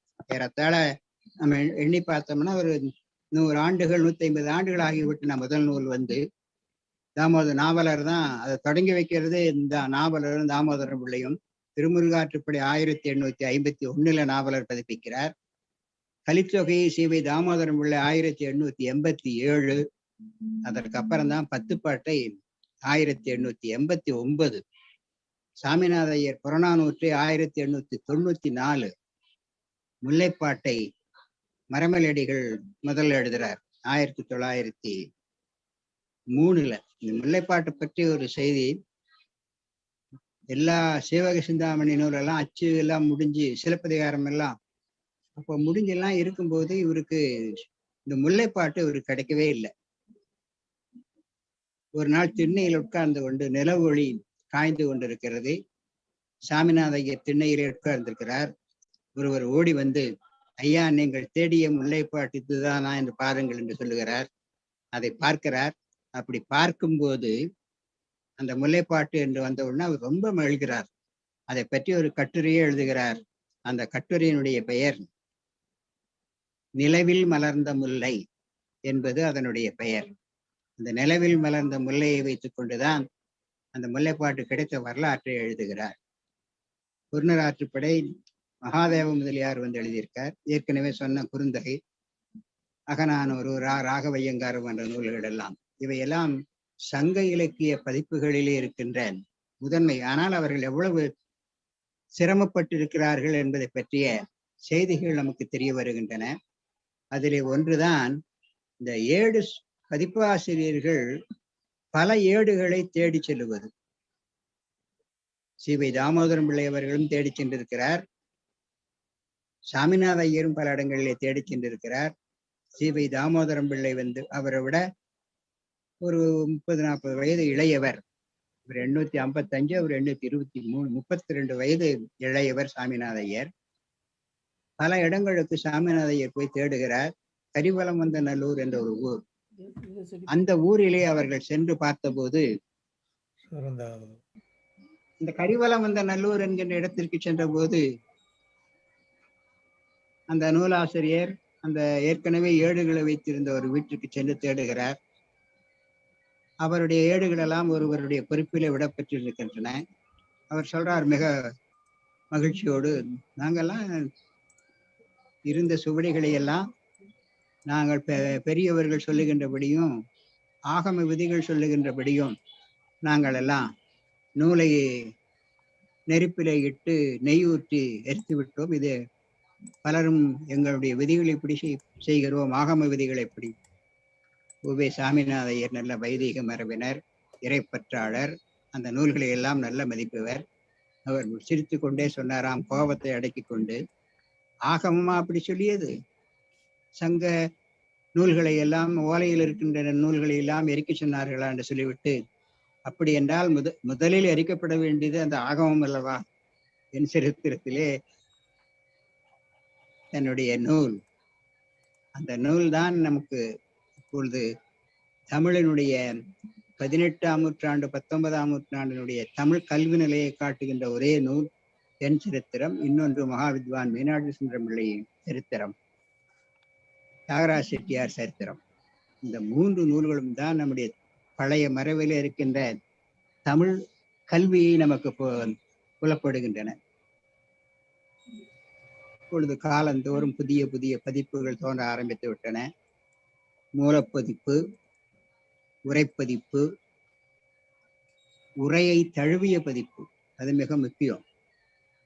உரையை தழுவிய பதிப்பு என்பது ராமானுஜ கவிராயர் 1830-1840களில் பலருக்கு, ஐரோப்பிய அதிகாரிகளுக்கெல்லாம் பாடம் சொல்லி தந்தவர். கவர்னர் ட்ரூ போன்றவர்களுக்கெல்லாம் பாடம் சொல்லி தந்தவர். அந்த காலத்தில் ஐரோப்பியர்கள், இலங்கையிலே இருந்து பெர்சீவர் மாநில கல்லூரிக்கு ஆசிரியராக வந்தவர். அவர்களெல்லாம் பெர்சீவில் முதலில் பழமொழிகள் எல்லாம் தொகுத்த பெருந்தகை. அவரோடு இணைந்து பலரும் செய்திருக்கிறார்கள். மழவை மகாலிங்கையரை எல்லாம் நாம் நினைந்து பார்க்க வேண்டும். அந்த தொகுப்பு முறை வந்ததற்கு அப்புறம் தான் உரை நூலிலிருந்து ஒவ்வொரு வகையாக வளர்ந்து உரைப்பதிப்பு, உரை தழுவிய பதிப்பு, உரை வளப்பதிப்பு, உரை கொத்து பதிப்பு என்றெல்லாம் இப்பொழுது நூல்கள் வர தொடங்கி இருக்கின்றன. இவையெல்லாம் ஒவ்வொன்றையும் வைத்து ஒப்புநோக்கி ஆராய்வதற்கு பயன்படுகின்ற ஒரு அருமையான தொகுப்பு நூல். கிவா ஜெகநாதன் அவர்கள் ராமகிருஷ்ண மிஷன் வித்யாலயத்தின் வாயிலாக முன்னாள் குடியரசுத் தலைவர் அவர்கள் தான் அதை தொடங்கி வைத்தார்கள். ஒரு 10 ஆண்டுகள் கழித்து அந்த நூல் ராமகிருஷ்ணன், அப்பொழுது அவனாசிலிங்க செட்டியார் அவர்கள் கல்வி அமைச்சராக இருந்து அதை கொண்டு வந்தார்கள். அது ஒரு மிகப்பெரிய பதிப்பு தொகுப்பு நூல். அது பல அறிஞர்கள் அதை பற்றியெல்லாம் உரைகள் வழங்கி இருக்கிறார்கள். இப்படி காலந்தோறும் நம்முடைய பதிப்புகள் வளர்ந்தமைக்கு அடிப்படையாக இருப்பது சுவடிகள். எளிமையாக தருவதற்குத்தான் நாவலர் போன்ற பெருமக்கள் எல்லாம் இலக்கணத்தை பாலபாடம் என்றெல்லாம் வைத்துக் கொண்டு பல்வேறு பகுதிகளாக பிரித்து தந்திருக்கிறார்கள். இதிலே மழவை மகாலிங்கையர் மிக முக்கியமாக குறிப்பிட வேண்டியவர். அவர் 1847-48களில் தொல்காப்பியம் எழுத்து நச்சினார்க்கினியத்தை பதிப்பிக்கிறார். நாவலர் காலத்தில் இருந்த அந்த மழவை மகாலிங்கையர் மீனாட்சி சுந்தரம் பிள்ளைக்கே பாடம் கற்பித்த பெருமையுடையவர். மகாவித்வான் மீனாட்சி சுந்தரம் பிள்ளை அவர்களுக்கு மழவை மகாலிங்கையர் அந்த காலத்தில் மீனாட்சி சுந்தரம் பிள்ளை சென்னை வருவதற்கான ஒரு சூழல் வந்தபோது இங்கே தமிழ் கல்வியிலே, தமிழ் புலமையிலே இருந்த மூவரை சந்திக்க விரும்புகிறார். ஒருவர் மழவை மகாலிங்கையர், இன்னொருவர் மயிலையிலே இருக்கின்ற இன்னமுதத்து அம்பலம் பிள்ளை என்கின்றவர், சண்முகம் பிள்ளை என்பவரும் மயிலையே இருந்தவர். இவர்களெல்லாம் அந்த காலத்தில் 18ஆம் 19ஆம் நூற்றாண்டினுடைய முன்பின் இறுதி காலத்தில் மிக தமிழ் புலமையுடையவர்கள். தொல்காப்பிய பதிப்பிற்கு பலர் அவர்கள் துணை நிற்கிறார்கள். அதிலே ஒருவர் சி வைத்தா அவர்கள் தன்னுடைய முன்னுரையிலே குறிப்பிடுகிறார். சென்னையிலே ஒருவர் இருந்தார். அவரிடம்தான் எல்லோரும் சென்று தொல்காப்பியத்தில் ஏற்படுகின்ற ஐயங்களை எல்லாம் தீர்த்துக் கொள்வார்கள்.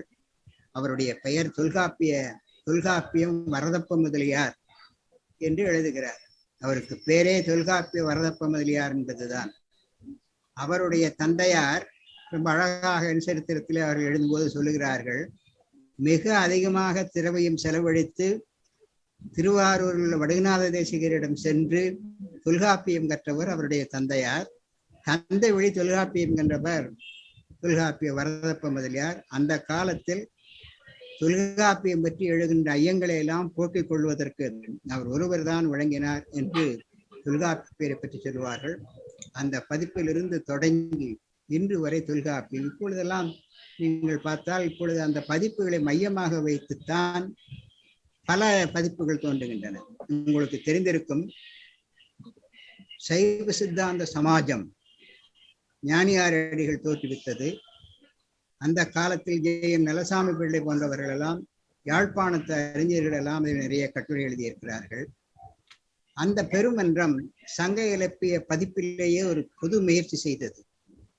பேராசிரியர் வையாவரி பிள்ளையும் பெருமன்ற தலைவராக, அப்பொழுது அதுக்கு பெயர் சைவ சித்தாந்த சமாஜம், இப்பொழுது அதற்கு பெயர் பெருமன்றம், சைவ சித்தாந்த பெருமன்றம். அந்த சமாஜத்திலிருந்து வெளிவந்த சங்க இலக்கியம் மரபு வழியிலிருந்து மாறுகின்ற ஒரு புதிய பதிப்பு முறையை அவர்கள் கையாளுகிறார்கள்.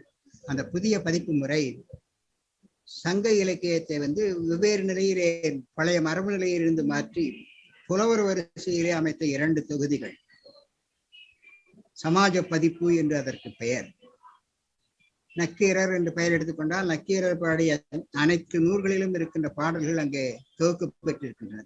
புலவருடைய அகரவரிசை தொகுத்தின்தான் முதலில் சங்க இலக்கிய பதிப்பாய்வுகளில் மரபு நிலையிலிருந்து புதுமையான நோக்கிலே பதிப்பிக்கப்பட்ட நூல். பின்னர் அது பாரி நிலையத்திலும் இப்பொழுது மீண்டும் 3ஆம் பதிப்பாக அந்த சங்க இலக்கியம் 2 தொகுதிகள் வெளிவந்துள்ளன. இப்பொழுது நிறைய துறை வாரியாக பதிப்புவது, திணை வாரியாக பதிப்பிப்பது, புறநானூற்றையெல்லாம் ராஜா போன்றவர்களெல்லாம் அப்படி பதிப்பித்திருக்கிற நிலை பார்க்கிறோம். எனவே காலந்தோறும் பதிப்பாய்வுகள் மாறிக்கொண்டே இருக்கின்றன. மூலத்திலிருந்து தொடங்கி உரையிலிருந்து வளர்ந்து உரை தொகுப்புகளாக உருவாகி புதிய புதிய ஆய்வுகளுக்கு வித்திடுகின்றன. சங்க இலக்கிய பதிப்புகளை உவே சாமிநாத ஐயர் அவர்கள் பதிப்பிக்கவில்லை என்றால் இன்று முழுவதும் அவையெல்லாம் நமக்கு கிட்டியிராமல் போயிருக்கும். எனவேதான் வாசுப்ப மாணிக்கனார் அவர்களை சொல்லும் போது சொல்லுவார், பார்காத்தார் 1000 பேர், பசிக்காக பயிர்காத்தார் 1000 பேர், பாலர்க்காக மார்காத்தார் 1000 பேர், மானம் காத்த தமிழ்த்தாய் என் உடமையெல்லாம் யார் காத்தார் என்று கேட்டபோது நான் காப்பேன் என்று எழுந்தான் சாமிநாதன் என்று வாசுப்ப மாணிக்கனார் அவர்கள் பிறந்த நாள் நேற்று கொண்டாடி இருக்கும் நிலையிலே இவை சாமிநாத ஐயருக்கு இந்த பாடல் ஒரு அஞ்சலியாக இருக்கும். இந்த பாடலை பாடியவர் பேரறிஞர் வாசுப்ப மாணிக்கனார். பதிப்புலகில் யாருக்கும் கிட்டாத பெரும் புகழ் உவை சாமிநாத ஐயருக்கு கிடைத்தது. காரணம், அந்த காலத்தில் அவர் மகாவித்வான் மீனாட்சி சுந்தரம் பிள்ளையிடம் சென்று அவரோடு இருந்து வாழ்ந்து குருகலக்கல்வி ஆதீனத்தில் இருந்து பெற்ற அந்த புலமை அறிவு. பேராசிரியர் வையாவரி பிள்ளை சொல்லுவது போல அவர் தமிழாய் வாழ்ந்தார், தமிழாய் மலர்ந்தார், தமிழையே உயிராக கொண்டார் என்று அவர் மிக அழகாக எழுதுவார்கள். அத்தகைய நிலையை பதிப்பாசிரியர்களிடம் செய்யாவிட்டால் இன்றெல்லாம் நாம் செய்ய முடியாது. ஒரு நூல்களை தேடுவதில் அவர்கள் எல்லாம் எப்படி இருந்தார்கள் என்பதற்கு ஒரு சான்று தர்மோத்தரம் என்கின்ற ஒரு நூல் மகாவித்வான் மீனாட்சி சுந்தரம் பிள்ளைக்கு கிடைக்கவில்லை. மிக முயன்று திருச்சியிலே முயல்கிறார்கள். ஆனால் திருச்சிராபுரத்திலே ஒருவரிடம் அந்த சுவடி இருக்கிறது. ஆனால் அதை அவர் தர மறுக்கிறார். மீனாட்சி சுந்தரம் பிள்ளைக்கு அந்த நூல் கிடைக்கவில்லையே, சிவதர்மோத்தரம் என்ற அந்த நூல் கிடைக்கவில்லையே என்று மிக வருத்தம். ஒரு மாணவர்களெல்லாம் சொல்லி புலம்புகிறார். ஒரு நாள் திடீர் என்று அவருடைய மாணவர் ஒருவர் சுந்தரம் பிள்ளை என்று அவர் பெயர், அவர் கொண்டு வந்து அந்த சிவதர்மோத்தரம் என்ற நூலை கொடுக்கிறார். எப்படிப்பா அந்த நூல் கிடைச்சது அப்படின்ட்டு அவர் மிகுந்த ஆவலோடு விசாரிக்கிறார். சுந்தரம் பிள்ளை சொன்னார், நீங்கள் நூல் கிடைக்கவில்லையே என்று நினைத்து வருந்ததை பார்த்து நான் மிகவும் வருந்தினேன். உடனே ஒரு வேலை செய்தேன். ஒரு 4-5 பேரை அழைத்து கொண்டு நான் ஒரு ஜமீன்தார் போல வேடமிட்டு பரிவாரங்களோடு சென்று அந்த சுவடிகள் இருக்கின்ற அந்த இல்லத்தினுடைய திண்ணையிலே அமர்ந்தேன். யாரோ மிகப்பெரிய ஒரு செல்வந்தர் வந்திருக்கிறார் என்று அந்த வீட்டிலே இருக்கின்றவர் வந்தார். அவரிடம்தான் அந்த சுவடிகள் உள்ளது. அவர் என்னிடம் விசாரித்தார். எதற்காக நீங்கள் இங்கே திருச்சிராபுரம் வந்திருக்கிறீர்கள் என்று கேட்டபோது, ஒரு சுவடி எனக்கு வேண்டும், அந்த சுவடி கிடைக்கவில்லை, ஊராக தேர்த்துக் கொண்டிருக்கிறேன், எனவே பரிவாரங்களோடு வந்துள்ளேன். இவர் செல்வந்தராக இருப்பதை பார்த்து அந்த என்ன சுவடி என்று கேட்கிறார்.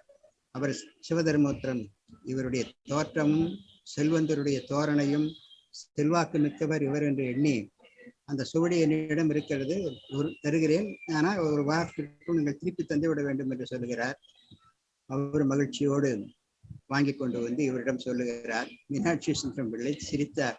என்னப்பா இவ்வளவு பெரிய தந்திரம் பண்ணி அந்த நூலை வாங்கி வந்திருக்கிறார் என்று சொல்லிவிட்டு அவர் சொன்னாராம், இனிமேல் உன்னுடைய பெயர் சுந்தரம் பிள்ளை இல்லை, உன்னுடைய பெயர் தந்திரம் பிள்ளை என்று சொன்னதாக உவேசா அவர்கள் தன்னுடைய பல இடங்களிலே அவரை பற்றி குறிப்பிட்டு பேசுகிறார்.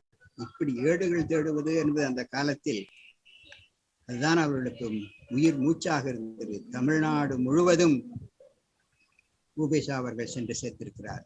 சி.வி. தாமோதரம் பிள்ளை புதுக்கோட்டை சமஸ்தானத்திலே திவானாக இருந்த போதும் நீதிபதியாக இருந்த போதும் ஏராளமான சுவடுகளை எல்லாம் திரட்டி இருக்கிறார். தமிழ் ஒன்றையே வாழ்வாக கொண்ட சாமிநாத ஐயருக்கு இந்த பதிப்புகளால் கிடைத்த பெருமை அளவிடற்கரியது.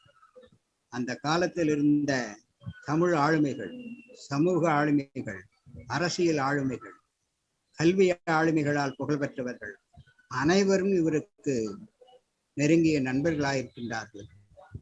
ஒரே பணி அவருக்கு பதிப்பு பணிதான். அந்த பதிப்பாய்வு பணிகளை தான் இவ்வளவு வேறையும் அவர் தேடிக்கொண்டார். அரசகுலத்தில் இருக்கின்ற பாண்டித்துரை தேவர் அவருக்கு நண்பர், சேலம் ராமசாமி முதலியார் போன்ற பெருமக்கள் அவருக்கு நண்பர், கச்சிக்கலம்பகம் பாடிய பெருமக்கள் எல்லாம் அவருக்கு நண்பர்கள், நீதிபதிகள் நண்பர்கள், பெரும் பேராசிரியர் நண்பர்கள். அவர் பதிப்பாய்வை எப்படி நினைத்தார் என்பதற்கு ஒரு சான்று, கும்பகோணத்திலே இருக்கும்போது ஒரு பேராசிரியர் தன்னிடம் தன் கையிலே ஒரு நூலை வைத்திருந்தார். அந்த நூலின் அமைப்பும் தோற்றமும் இவருக்கு மிகவும் பிடித்திருந்தது. அவரிடம் உவேசா கேட்கிறார், இந்த பதிப்பிலே அவர்களுக்கு என்ன ஆர்வம் என்று பாருங்கள், அது என்ன நூல் என்று அவர் கேட்கிறார். இது பைபிள் என்று சொல்லுகிறார். பைபிள் சிறிதாகத்தானே இருக்கும், நீங்கள் வைத்திருக்கிற நூல் மிக பெரியதாக இருக்கிறதே என்று அவர் சொல்லியிருக்கிறார். இதில் கன்கார்டன்ஸ் என்ற ஒரு பகுதியையும் எல்லாம் சேர்த்து போட்டிருப்பார்கள், பைபிள் வித் கன்கார்டன்ஸ். அப்படியா, கன்கார்டன்ஸ் என்றால் என்ன என்று கேட்கிறார். அவர் கன்கார்டன்ஸுடைய தன்மைகளை எல்லாம் சொல்லுகிறார். தமிழுக்கு கன்கார்டன்ஸ் என்று முதலிலே தந்தவர்கள் ஐரோப்பிய அறிஞர்கள் தான். டாக்டர் ஜி கோப் அவர்கள் தான் திருவாசகம், திருக்குறள், புறநானூறு, நாலடியார் என்ற நூல்களுக்கெல்லாம் கன்கார்டன்ஸ் செய்து தந்தவர். அதற்கு அந்த தொழில், அந்த பணி இன்னும் நாம் நிறைய செய்ய வேண்டி இருக்கிறது. ஞானப்பிரகாசர், யாழ்ப்பாணத்து ஞானப்பிரகாசர் ஹிஸ்டாரிக்கல் தமிழ் டிக்ஷனரி என்று ஒன்று போட்டார், எட்டிமலாஜிக்கல். அதுபோன்று எட்டிமலாஜிக்கல் டிக்ஷனரி செய்வதற்கு இந்த கன்கார்டன்ஸ், வேர்ட் இண்டெக்ஷன் தேவை. முதலில் ஞானப்பிரகாசர் தான் அதை செய்கிறார். ஆனால் ஒரு பகுதியோடு அது நின்று போய் விடுகிறது. அவர் சொன்னார், இந்த மாதிரி கன்கார்டன்ஸ் மிக வசதியாச்சே, நான் மிகவும் சிரமப்பட்டளவா ஒவ்வொரு பதிப்பு நூலிலும் அந்த சொற்களை எல்லாம் தொகுத்து வருகின்றேன் என்று சொல்லி, இனிமேல் என்னுடைய நூல் அச்சாகும் போது அந்த நூலின் இறுதி பகுதியில் இந்த சொல்லடைவு, தொடரடைவு, பொருளடைவு இருக்கும் என்று சொல்லி எப்படி செய்வது என்று அவரிடம் இந்த கேட்டு தெரிந்து கொண்டு அன்றே ஒரு அகராதிப்பட்டியை உருவாக்கி கொள்ளுகிறார். அகராதிப்பட்டியை பற்றி என்சிரத்திற்கு அவர் எழுதுகிறார். அந்த காலத்தில் அகராதிப்பட்டி வைத்துக் கொண்டுதான் சொல்லடைவு தொகுத்தார்கள். சொல்லடைவு என்பது அகராதி கலையினுடைய மிக முக்கியமான ஒன்று. ஆனால் அகராதி பணியிலே ஈடுபடுவது அவ்வளவு எளிமையானதன்று. ஒரு முறை மேனுவல் ஆஃப் லெக்சிகோகிராஃபி என்கின்ற ஆங்கில அந்த நூலை எழுதியவர் ப்ரொஃபசர் ஜஸ்தா. அவர் தான் அகராதி கலையினுடைய தந்தை என்று போற்றப்படுகிறார். அவர் அந்த நூலிலே முதலில் எழுதுகின்ற ஒரு வரி இதுதான்: ஒருவரை நீங்கள் கடுமையாக தண்டிக்க விரும்பினால் சிறை தண்டனையை விட கொடுமையான தண்டனை, ஆயுள் தண்டனையை விட, கொலை தண்டனை விட கொடுமையான தண்டனை ஒன்று உண்டு, அவரை அகராதி பணியில் ஈடுபடுத்துவதுதான் அந்த தண்டனை என்றார் ப்ரொஃபசர் ஜஸ்தா. ஆனால் இவர் தாமோதரம் பிள்ளையை போன்ற சாமிநாத ஐயர் தன்னுடைய நூல்கள் அனைத்திற்கும் தானே விரும்பி அந்த தண்டனையை ஏற்றுக்கொள்வது போல ஒரு 500-600 பக்கங்களில் பெரிய சிந்தாமணி போன்ற, பெருங்கதை போன்ற, சிலப்பதிகாரம் போன்ற நூல்களுக்கெல்லாம் அவர் செய்திருக்கின்ற பணிகள் இருக்கின்றனவே. குறுந்தொகை போன்ற நூல்களுக்கெல்லாம் அகராதி பணி மிகப்பெரிய பணி. அது வரைக்கும் யாரும் செய்யாத பணியை தொடங்கியவர். ஒவ்வொரு நூலுக்கும் பதிப்பாய்வு இருக்கின்ற ஆய்வு முன்னுரைகள், யார் யாரெல்லாம் ஏடு கொடுத்தார்கள் என்பதை பற்றிய குறிப்பு, எப்படியெல்லாம் அந்த ஏடுகள் கிடைத்தன என்பதை பற்றி, ஒரு நூலை பதிப்பிக்கும் முன் பல தலைப்புகளில் செய்திகளை சேகரித்துக் கொள்ளுதல், அந்த நூலில் உள்ள மரம், செடி, கொடி போன்ற எக்கோ இன்ஜினியரிங் என்று சொல்லுவோம் இப்பொழுது சூழலியல் கோட்பாடு, அவற்றையெல்லாம் முன்னரே தொகுத்து வைத்துக் கொள்ளுதல், அந்த சுவடியிலே, அந்த பனுவலிலே, ஏட்டிலே சொல்லப்படுகின்ற மரம், செடி, கொடி போன்றவற்றை போலவே நகரங்கள், ஊர்கள், ஆறுகள் என்றெல்லாம் இவற்றையெல்லாம் தொகுத்து வைத்துக் கொண்டுதான் அவர் மிகப்பெரிய அந்த முன்னுரைகளுக்கு அதை பற்றியெல்லாம் எழுதுகிறார். ஒரு முன்னுரையை எழுதுவது எப்படி என்பதை பற்றி நாம் தெரிந்து கொள்வதற்கு இத்தகைய ஆய்வு முன்னுரைகள், பதிப்பாய்வுகளில் இருக்கின்ற ஆய்வு முன்னுரைகள் தான் இவற்றில் எல்லாம் மிக சிறந்த முன்னுரைகளாக விளங்குகின்றன. அந்த அளவிற்கு பதிப்பாய்விலே ஈடுபட்ட சாமிநாத ஐயர், சி.வி. தாமோதரம் பிள்ளை, ஆறுமுக நாவலர் அதே போல பிழை இல்லாமல் இருக்க வேண்டும் என்பதிலும் கவனம் செலுத்தி இருக்கிறார்கள். அதிலே ஒன்று நாம் குறிக்கத்தக்க சுவையான செய்தி, சி.வி. தாமோதரம் பிள்ளை அவர்கள் ஒரு முறை ஒரு அறிவிப்பு வெளியிட்டதாக சொல்லுவார்கள். இந்த நூலில் பிழை காண்பவர்களுக்கு ஒரு பிழைக்கு ஒரு வெண்பொற்காசு இனாம் என்று சொன்னதாக சொல்லுவார்கள். ஒரு புத்தகம், ஒரு நூல் பிழையின்றி வர வேண்டும் என்பதிலே அவர்கள் எவ்வளவு கவனமாக இருந்தார்கள் என்பது இருக்கிறது. எனவே பதிப்பு ஆய்வு என்பது நம்முடைய தமிழினுடைய ஆய்வு தொடக்கம் சுவடி, பதிப்பு அடுத்த நிலை. இப்பொழுது அந்த பதிப்பு வைத்துக் கொண்டுதான் பல்வேறு நிலைகளிலே இப்பொழுதெல்லாம் திணைக்கோட்பாட்டு அடிப்படையிலே பேசுகிறோம். அந்த திணையினுடைய வகை தொகை எல்லாம் இவர்கள் தந்திருக்கிறார்கள், அந்த நூலில் இருந்து எடுத்து தந்திருக்கிறார்கள். அதை வைத்துக் கொண்டுதான் இந்த திணைக்கோட்பாட்டு அடிப்படையிலே மிகப்பெரிய ஆராய்ச்சிகள் எல்லாம் வருகின்றன. கேரள பல்கலைக்கழக ஆங்கில பேராசிரியர் ஒருவர் பணிக்கர் என்பவர், அவர் நம்முடைய திணைக்கோட்பாடுகளை வைத்தே ஒரு ஆங்கில நாவலுக்கான திணைக்கோட்பாட்டு அடிப்படையிலே ஒரு ஆய்வை உருவாக்கி இருக்கிறார். நம்முடைய திணைக்கோட்பாடெல்லாம் it is a great contribution. அதை டிராவிடியன் ஈஸ்தெட்டிக்ஸ் என்றே எழுதுகிறார். தமிழர்கள் தந்த ஒரு கொடை, திராவிட அழகியல் என்பது அந்த திணைக்கோட்பாடு என்று சொல்லுகிறார்.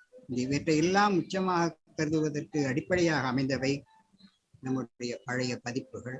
அந்த பதிப்புகள் தான் இன்று உயர்ந்த நிலையிலே பல நிலையிலும் நாம் அச்சுப்பெறுவதற்கு எல்லாம் இருக்கின்றன. இப்பொழுது சங்க பதிப்புகள் நிறைய வருகின்றன. ஆனால் இப்பொழுது இன்னும் நம்முடைய இப்பொழுது கிடைத்திருக்கின்ற வரலாற்று அறிவு, அகழ்வாய்வு அறிவு, தொல்பழங்காலத்தினுடைய கீழடி, ஆதிச்சநல்லூர், யாழ்ப்பாணத்தில் கிடைக்கின்ற சில அகழ்வாய்வு பொருட்கள், இவற்றையெல்லாம் வைத்துக்கொண்டு பார்க்கும்போது இன்னும் நம்முடைய பதிப்புகளுக்கு இடையே நிறைய குறிப்புகளோடு சேர்த்து பதிப்பித்தால் இன்னும் அதனுடைய பழமையும் தொன்மையும் பெருமையும் புலனாகும்.